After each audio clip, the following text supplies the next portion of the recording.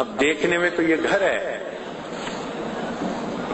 اور گھر ہی کا طواف کرتے ہیں، لیکن حقیقت میں تو محبت گھر والے کی کھینچ لائی ہے نا۔ مجنوں نے کہا تھا اطوف علی جدار دیار لیلا،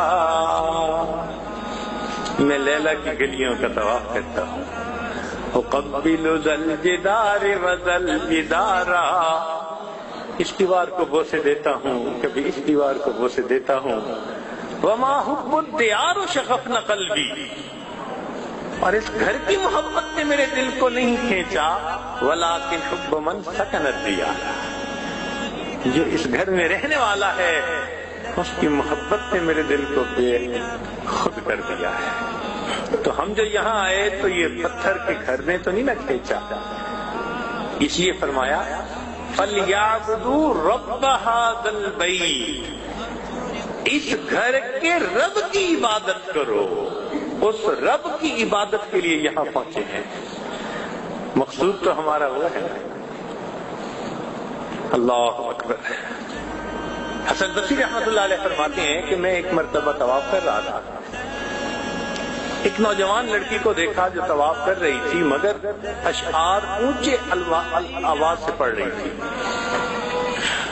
اور وہ اشعار ایسے عاشقانہ تھے کہ جیسے کوئی محب اپنے محبوب کی جدائی میں ترس گیا ہو، تڑپ گیا ہو اور اب ملے بغیر اسے چارہ نہ ہو۔ کہنے لگا، وہ جوان العمر لڑکی تھی اور ایسے الفاظ اس کی زبان سے سن کر مجھے محسوس ہوا کہ اس کو اونچا تو نہیں پڑھنا چاہیے، تو میں نے اس لڑکی کو ٹوکا، میں نے کہا تو جوان العمر لڑکی ہے اور ایسے عاشقانہ اشعار، ایسے بہت ہی محبت بھرے الفاظ اس طرح اونچی آواز سے پڑھنا تمہارے لیے زیب نہیں دیتا، مناسب نہیں۔ کہنے لگا جب میں نے اس سے یہ بات کہی تو اس نے مجھ سے ایک کاؤنٹر کوسچن کیا، کہنے لگی کہ حسن یہ بتاؤ اس گھر کا طواف کر رہے ہو یا گھر والے کی تجلیات کا طواف کر رہے ہو؟ اس نے کوسچن پوچھا، گھر کا طواف کر رہے ہو یا گھر والے کی تجلیات کا طواف کر رہے ہو؟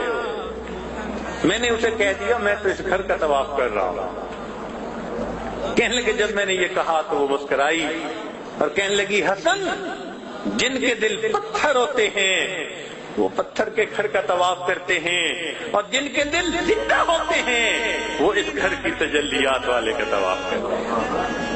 اللہ اکبر۔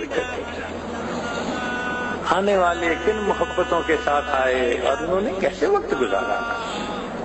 یہ وہی بیت اللہ ہے، وہی تجلیات ہیں، وہی پروردگار۔ ہمیں اللہ نے زندگی میں موقع دے دیا، اس موقع کو غنیمت سمجھ کر تہجد میں ہم اللہ سے مانگیں، نمازوں کے بعد مانگیں، تلاوت کے بعد مانگیں۔ اللہ